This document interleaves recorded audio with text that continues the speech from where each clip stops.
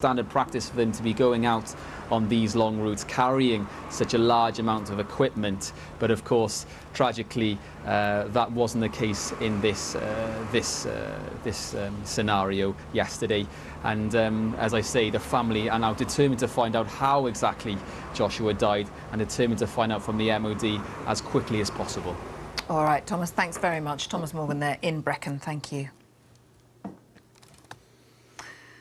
Now, 4:25, lying on an insurance claim shouldn't necessarily invalidate the claim. That is a ruling that's been made today by the Supreme Court. It's a judgment likely to affect all household policies.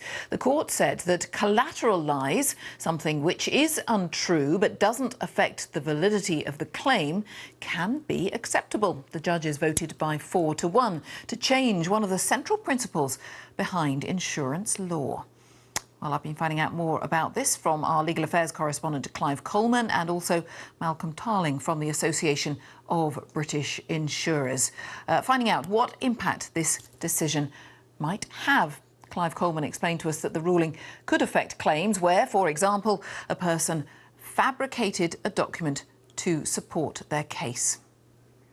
We're not talking about fraudulent claims. You know, if you put in a claim saying your computer's been stolen and it hasn't, that's fraud. If you say 2 computers have been stolen and only 1 has, you're inflating the claim, that's fraud. What we're talking about is valid claims where, in order perhaps to speed up a claim, you tell what's called a collateral lie. So you perhaps you send a document in that supports your claim. In that computer example, maybe you've lost the original receipt, so you make up a receipt and you send it in. Now, if it's for the same amount as the computer, you're not inflating your claim remains valid. But previously, insurers had the right to say, look, because of that one lie, if you like, we are rejecting this claim. This important ruling from the Supreme Court says, no, if the collateral lie doesn't invalidate the claim itself, then the insurer should honour the claim. Malcolm, what do you make of this? Well, it's a very important judgment, but I would say that insurers, regardless of this judgment, are doing what they always do. They're in business to pay claims, but they're also in business to protect honest customers by identifying dishonest claims. They're not going to be paying inflated claims. So, for example, if your £500 television becomes a £1,000 television because you've deliberately inflated its value, that judgment is not going to apply in these cases. I think the key thing here is that if you're uncertain, tell your insurer. Doesn't matter what it is, make sure they've got all the information, because if you play fair with your insurer, they will play fair with you. Right. I mean, there must be a reason why collateral lies, as we're calling them, happen in the first place, though. And you mentioned, for example, trying to speed things up, Clive. Well, that's what happened in this case. Was actually a shipping case, and this the lie that was told didn't invalidate the claim. It was told to an attempt to speed things up. It's interesting. The British insurance industry says there is around £1.3 billion of fraud annually. Now, within that, there is clearly a subset, it may be a small subset, of people who have been labelled as fraudulent because they have thus far supplied, perhaps receipts or supporting documentation, and that has enabled the insurers to say, no, this is a fraud and we're not paying out on the claim. So, Malcolm obviously is right. Best thing to do, don't lie in the first place. But the fact is, people do lose documentation. It can be very painstaking, and insurance companies are very, very tough on fraud. They have to be. So people perhaps feel they have to come up, dot the I's and cross the T's when they're not really in a position to do that in terms of their documentation. The point is that now, if they have told a lie, they have put in false documentation, but it doesn't invalidate their claim, then the insurers really should honour the claim. And what practical difference then is this going to make? Is this going to mean insurance companies having to rewrite their terms of agreement? Does this create any problems or issues for you, or do things just carry on as per? Well, quite clearly it's a complex judgment, one that the insurance industry can have to consider very carefully indeed. I have to say it's going to be business as usual for an insurer. They are going to be looking at every single claim they get with the view of that's a genuine claim unless it can be proven otherwise. And a little bit of advice, if you're struggling to find receipts for items that are lost, talk to your insurer. They'll understand that not everybody keeps receipts forever, for example, and you can always reach a compromise and sort out a claim. So you don't find yourself in this invidious position where you're worried that through no fault of your own you may have told what you would consider an innocent white lie. I mean, do you still deal with, Clive mentioned a figure, but do you still deal as an organisation with a lot of fraudulent claims. I mean, people really thinking, well, I really have had a bike nicked, so I'll say that there were 2 in the garage, not 1. I mean, does that go on a lot still in your experience? Yes, it does happen, and our customers, our honest customers. Straight to Berlin, and there we are, the first handshake you just saw there between Theresa May, Angela Merkel, the first time the two have met since Theresa May was appointed UK Prime Minister.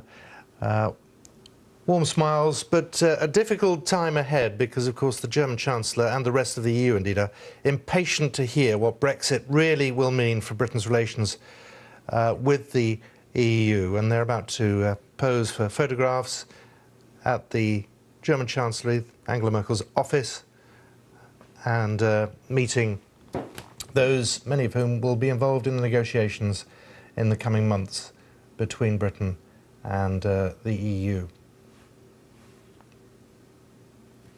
We'll be keeping an eye on all of that. We will be reporting on the substance of the meetings as much as we can glean from all of that. But it is going to be a fascinating few hours ahead. We'll keep an eye on that. Theresa May and Germany's Chancellor Angela Merkel. More from Berlin over the course of the evening. Well, we'll just stay as the two head indoors for private conversations. I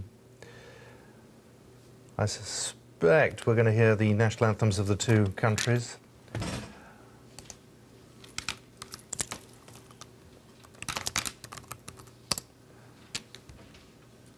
But we won't be hearing them.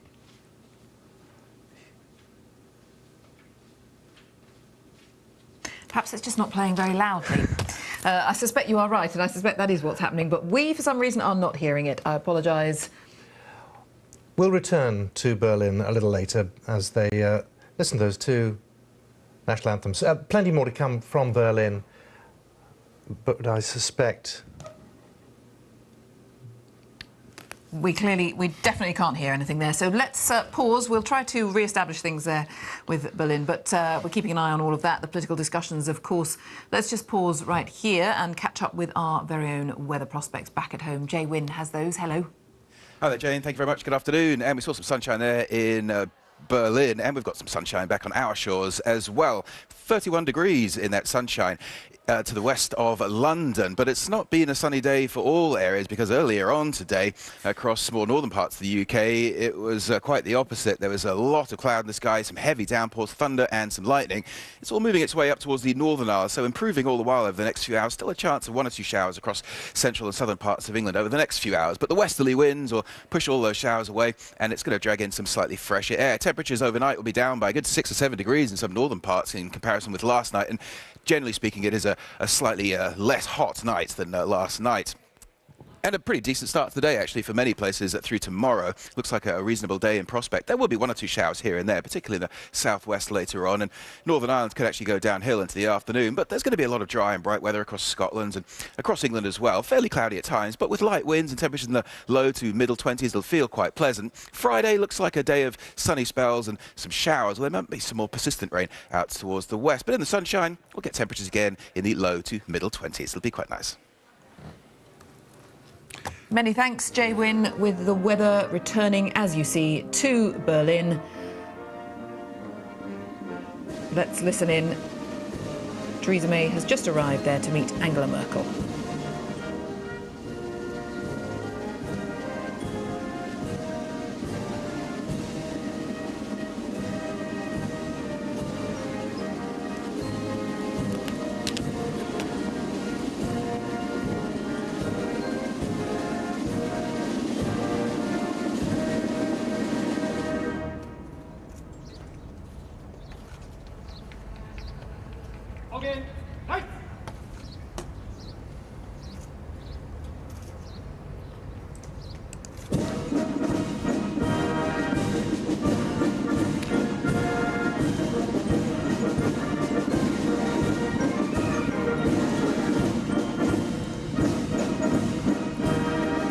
So the two leaders now inspecting the troops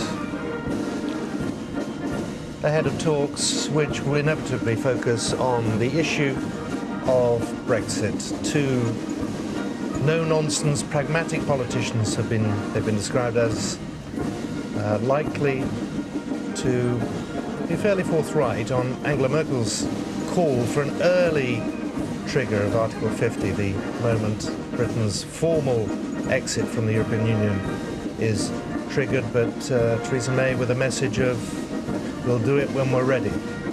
So